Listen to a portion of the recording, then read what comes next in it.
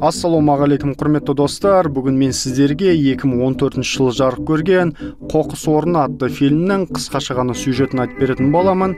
Алдымен арнама тіркеліп, лайк басыңыздар. Кеттік ендеше.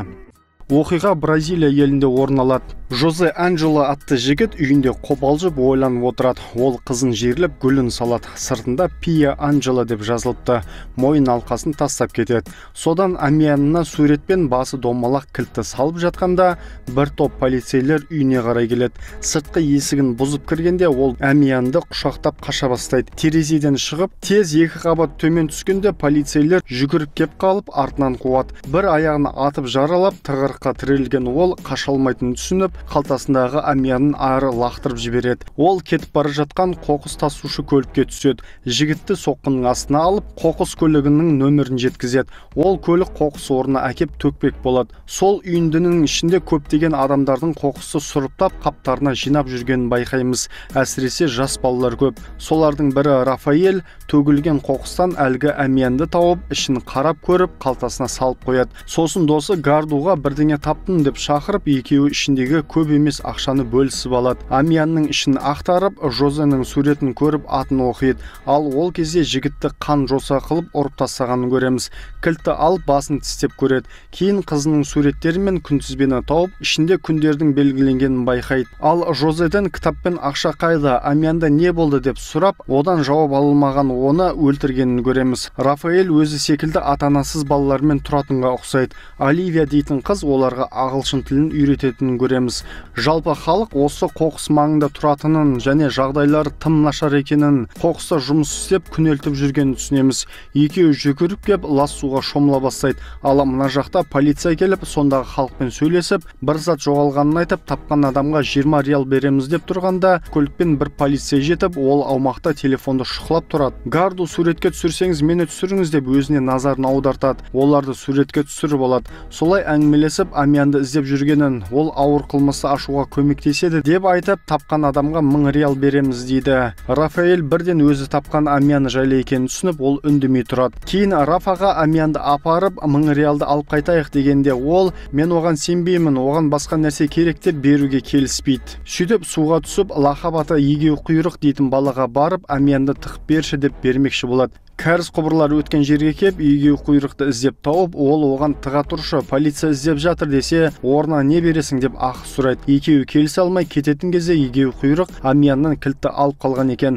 Полицияға мынау кілт керек деп көрсетеді. Ақшасын теңдей бөлсең, ненің кілті екенін айтам деп келіскендей болады. Сөйтіп үшеуі пойызбен вокзалға жетіп, полиция көрмесін деп секіріп, қараусыз қалған жерасты туннеліне түсіп, сол жолмен олар өткелге кеп, кілт ана ұяшықтардікі деп соған бармақ болады. Гарду полиция көрмеу үшін тордан шығып, бір әйелдің сөмкесін ұрлағандай боп жұлқылайды, бірақ ұрламай қашады. Айқайлаған әйелге қарай полиция жүгіре кетеді. Соны пайдаланып, Рафалар ұяшықтарға кеп, кілттің сыртындағы нөмірге қарап, 58-ді ашып, ішінде ақша бар шығар деген оймен келген олар бір конвертті ғана алады. Оны алып қашады, пойыздарға жетіп отырып алады. Гарду бір терезеден кіріп, оның полициядан құтылғанын түсінеміз. Олжамыз қайда дегенде оған конвертті береді. Осы ғана ма деп сыртындағы жазуды оқып, егер тапқан болсаңдар, онда түрмедегі Жоан Клементеге апарып беріңдер деп жазыпты. Ішіндегі хат пен суретті алып шығады. Жоза мен қызының фотосы екен, артында сандар жазылған. Сөйтіп Рафа хатта жазылған адамды табуды қалап, өздері жақтағы шіркеуге тығылып кіреді. Компьютер мен интернетке Жоанның атын жазып қарайды. Ол адвокат болған екен деп жатқанда, Оливиялар ішке кірмек болады. Екі бала тез жоғары секіріп тығылса, егеу құйрық өтірік орындықта су ішкім кеп жатыр деп алдайды. Асханада оған тамақ бермек боп, сэндвич жасауға кіріседі. Сонда Рафалар түсіп, ары қарай Жоан туралы ақпаратты оқиды. Ол кедейлерге үй соққанын,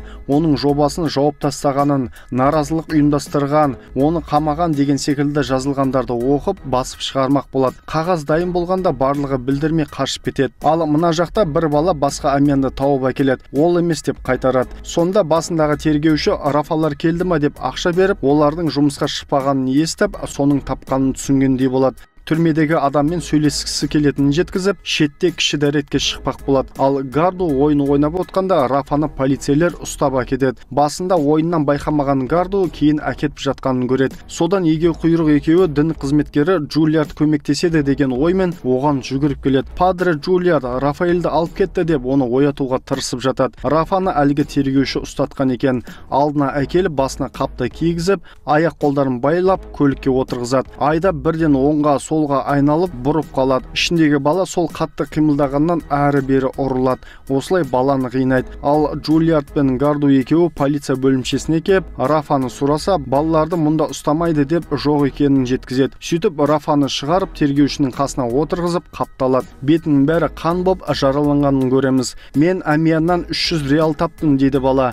Тағы не таптың дегенде Рафа үндемей жауап бермейді. Сол күйі жауап алынмаған тергеуші баладан құтылуды тапсырады. Сонда Сантосқа не айтасың деген полицейлерді елемей көлікке отырып кетеді. Баланы өлтіре алмай оқты шетке атып табандарын жалтыратады. Шіркеулеріне оралып, біз оны таппадық деп май шамын жағып, ол өліп кеткен шығар деп Рафаэль кешір мені дейді. Достары да өлді деп ойлап көңілсіз отырады. Ертесіне қоқыста жұмыс істеп жүргендер көмектесіңдер, ана жақта бала деп айқайлап, Рафаны шіркеуге зембілмен көтеріп алып келеді. Джулиард оның жарақатын қарап отырып, егер Амиянды тапсаңдар қайтарып беріңдер, бәріміз сәл болса да жеңілдейміз деп өз кеңесін береді. Бір-екі күннен кейін Рафалар ағылшын мұғалімі Оливияның үйіне ұрланып кіріп, одан көмек сұрайды. Рафаны полиция өлтіреді, сол үшін оған адвокат керек деп, Гарду менің атам адвокат, бірақ ол түрмеде деп алдап Клементаны айтады. Сонда неге менен көмек сұрап жатсыңдар деген мұғалімге, ол қара, ал сіз ақсыз, американдықсыз деп оны ақыры көндіреді. Рафа полиция Сантос деп айтып қалған еді деп жеткізгенде,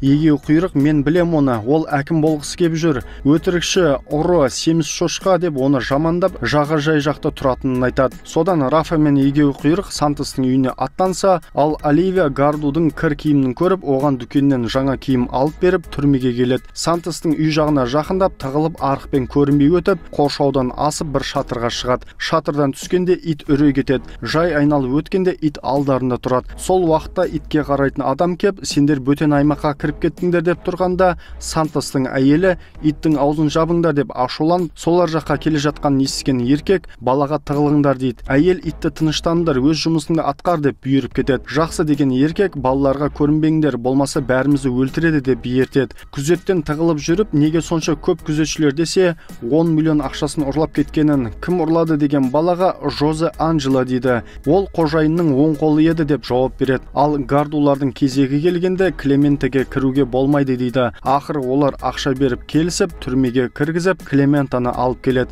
Қартайып қалғанын көреміз. Не үшін керек болдың деген қарияға, Гарду сізді көргісі келді, туысымын деп еді дегенде Клементе күліп жібереді. Сіз сеніп қалдыңыз ба деп туысы еместігін сезіндіреді. Бала сіз үшін Жозе Анджелодан жолдау бар дегенде Клементаның түрі өзгеріп шығады. Сөйтсе Жозе оның жиені екен. Хатын тауып оқып миымда сақтап алдым деп жазылғанды қайталап береді. Енді қорықпаңыз, бәрі бітті. Сізді түрмеге отырғызған Іблис Сантос жазасын алады. Оның сатқыншылығы мен өтірігі қалқып шығады деп Жозенің сол хатты жазып жатқаны көрсетіледі. Сіздің жемқорлыққа қарсы ісіңіз бен әділдікке қол жеткізу арманыңыз жалғаса береді. Қазірдің өзінде сіз жағып кеткен үміт отына қолдау білдіріп адамдар шығып жатыр. Өзгерістің ауылы алыса емес деген секілді сөздерді жазған екен. Клементаның көзі жасқа толып тыңдап отырады. Яғни Клемента билік пен жемқорлыққа қарсы күресіп, халықтың жағдайын ойлағаннан кейін түрмеге тоғытылғанын түсінеміз. Ал Рафалар әлгі еркектен Жозе қалай ұрлады деп сұрайды. Қызық жағдай болды деп оқиғаны айта бастайды. Сантос өзі депутат екен. Ол әкімдікке сайлану үшін бай компаниялармен кездесіп, әкім болуды ақылдасады. Ал олар Сантостың сайлау алды шығындарына ақша береді екен. Бәрін дәптерге түртіп, ақша мен дәптерді оң қолы Жозеге сеніп тапсырады. Ол сейф қоймасына салып қояды. Содан Сантос басқа жаққа жұмыспен кеткен кезде Жозе бір тоңазытқыштың сымын қиып тастап, оның ішіндегі мұзы еріп, суы аға бастайды. Соны ауыстыратын болады. Кейін қоймадағы ақшалардың бәрін қоқыс қабына салып, әлгі дәптерді де алады. Қоқысқа тастау үшін сыртқа шығарып қойған тоңазытқышты ашып, ішіне қаптарды сала кетеді. Ертесіне алып кететін адамға ақша ұсынып, үйіне апаруын сұрап, мен де сенімен барамын деп келіседі. Осылай ол кетіп жатып қолын бұлғап қоштасады. Клемента конвертте сурет, оның артында сандар барын естігенде қарауылдан өз Библия кітабын сұрайды. Алайда қарауыл уақыт бітті, ертең келсін деп бермей қояды. Содан Клемента ертең келіңдер. Сол сандармен кітаптың беті, тарауы, өлеңі белгіленген, яғни сурет артына жазылған ол код екен. Менің Библиямнан Жозенің маған жазғанын табасыңдар деп жібереді. Сонда қарауыл Библия үшін Гардудан 1000 реал сұрайды. Бұл істің бәрі не үшін керек деген қызға осылай дұрыс болатын сияқты дейді. Содан Оливия камераға болған жағдайды айтып беріңдер деп балаларды видеоға түсіреді. Ал мына жақта депутат Сантос тергеушіге хабарласып, бір қызбен бала түрмеге барды деп жеткізіп, ақшасы мен дәптерін қалайда табуын ашуланып бұйырады. Сонымен балаларды түсіріп отқанда полициялар да жетеді. Рафалар қашқан кезде камера құлап еденнен түсіріп жатады. Кейін тергеуші кіріп бәрін шығарып, қашпаған қызды учаскеге алып кетеді. Қоқыс маңындағы үйлердің бәрін өртеп жіберіпті. Онсыз да нашар жағдайда тұратын адамдарды баспаналарынан айырды. Рафа біз не істеп қойдық дегенде Гарду білмеймін деп көз жасы ағып, Библияға барайық деп кетеді. Рафаның да көзінен жас ағады. Ертесіне шаңырақтарынан айырылғандар шіркеуге кеп орналаса бастайды. Соны көрген егеу құйрық терезеден кіріп Джулиардтың сейфіндегі ақшаларды ұрлап алады. Кейін Джулиард сейфіндегі ақшаның жоқ екенін көріп, қағазға Габриэль деп жазып кеткен екен. Егеу құйрықтың шын аты Габриэль. Сөйтіп бір көпірдің астында отқанда егеу құйрық кеп оған ақшаны береді. Кейін әлгі қарауылға кеп ақшасын беріп Библияны алып тексеремін дегенде достарыңа апар дейді жігіт. Қандай дос деп бала қалтасынан үшкір темірді шығарады. Сөйтсе полиция қарауылды құлақтандырып қойған екен.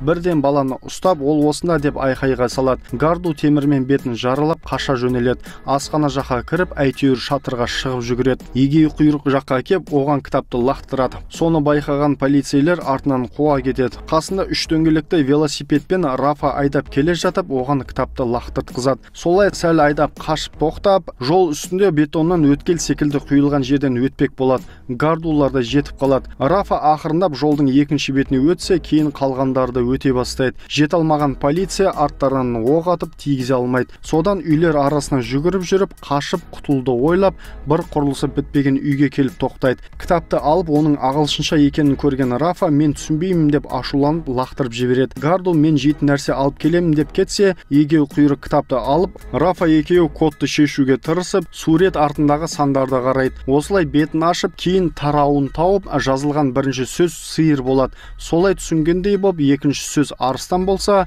үшінші сөз жылқы, ал төртіншісі аю сөзі шығады. Гарду қоқыстардан жеуге болатын тағамдарды іздеп қалтаға салып жүргенде, билеп жүрген бір қыз тамақ жегің кеп жатыр ма деп сөзге тартады. Сол кезде аспанда от шашу атылғандай жарылады. Сонда қыз бұл полицияның қоршауы деп кете бастап қаш дейді. Ал Рафалар қабырғаға тапқан жануарлардың аттарын жазып, жануарлар ойыны нөмірді таңдау деп ойлап, астына ойындағы жануарлардың нөмірлерін есіне түсіруге тырысып жазады. Жан-жақты полиция қаптап, адамдарды тексеруге кіріседі. Сөйтіп барлық нөмірлерді жазып, бұл бірдеңе білдіреді ғой деп ойланып тұрады. Гарду әйтеуір полициядан қашып, балаларға жетіп, полиция келді деп ескертіп, бәрі қашады. Рафа болса жазылған сандарды жаттап қарап кетеді. Төменге секіріп, терезелер торымен түсіп келе жатқанда, Гардумен таныспақ болған қыз оларды байқап, оны тыныш шақырып ертіп әкетеді. Мотоциклмен жүретін өз таныстарына оларды полиция қуып жатыр деп отырғызып жібереді. Содан әлгі тергеуші де жетіп, жаймен айналаны қарап шығып, балалардың тығылған жеріне келіп, Жозенің қызымен түскен суретін табады. Қабырғадағы сандарға көз салады. Ал балалар көшедегі телефон автоматына тоқтап, әлгі сандардың телефон нөмірі екенін түсінген Рафа қоңырау соға бастайды. Мына жақта тергеуші де соны түсініп, екеуі бір мезетте қоңырау шалады. Әулие Франциск атындағы мазар деген автоматты жауапты тыңдап, солай қарай аттанады. Мазарға жетіп, қоршауына шығып алып, ақша іздейміз дейді.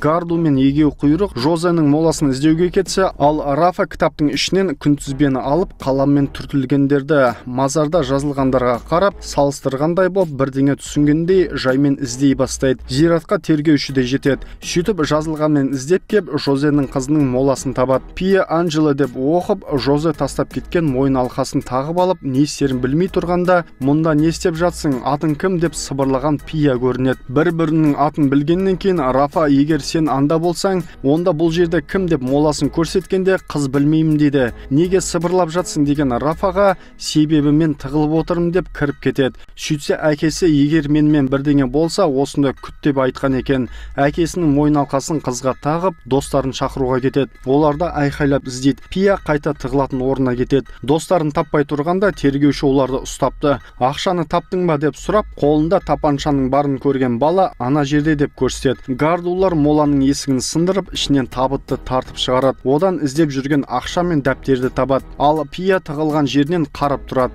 Сөйтіп Сантосқа қоңырау соғып, дәптерді таптым, бірақ ақша жоқ деп тұрғанда, Пия артына ақырын кеп бір мола тасын көтеріп басына тастап жібереді. Ауырсынып құлаған полицейді жабылып ұрып, тапаншасын иемденеді. Рафа оған кезеп, қолы дірілдеп, оны аталмай, тапаншамен ұрып, ақшаны көтеріп қашады. Сөйтіп өз ауылдары қоқысқа жетіп, Рафа мен Гарду екеуі қаптарды көтеріп кетсе, ал егеу құйрық дәптермен аз ғана ақшаны бір қалтаға салып шіркеуге кіреді. Шіркеуге біреу кіргенін түсінген Джулиард кім ол деп сұрап, үстелде дәптермен ұрлаған ақшасын қайтарғанын, Габриэль деп жазылған парақты көріп, кім екенін түсінеді. Сантостың да дәптерін тастап, сейфке ақша қалдырыпты. Тергеуден шаршап келген Оливия үйіне оралып, кереует астынан құлаған камераны алады. Сөйтіп Рафа Құдайға тірі қалғаны үшін және жеңіске жеткені үшін алғысын айтып, екеуі екі жақтап қаптағы ақшаларды шаша бастайды. Ауыр жүктен құтылғандай қуанып, қиналып жүрген халықты қуантуды шешкен екен. Адамдар қоқысқа қарай ағыла кетеді. Кейін бір тасымалдаушы көлікке отырып, бәрі кетіп қалады. Балалардың видеосын көрсетеді.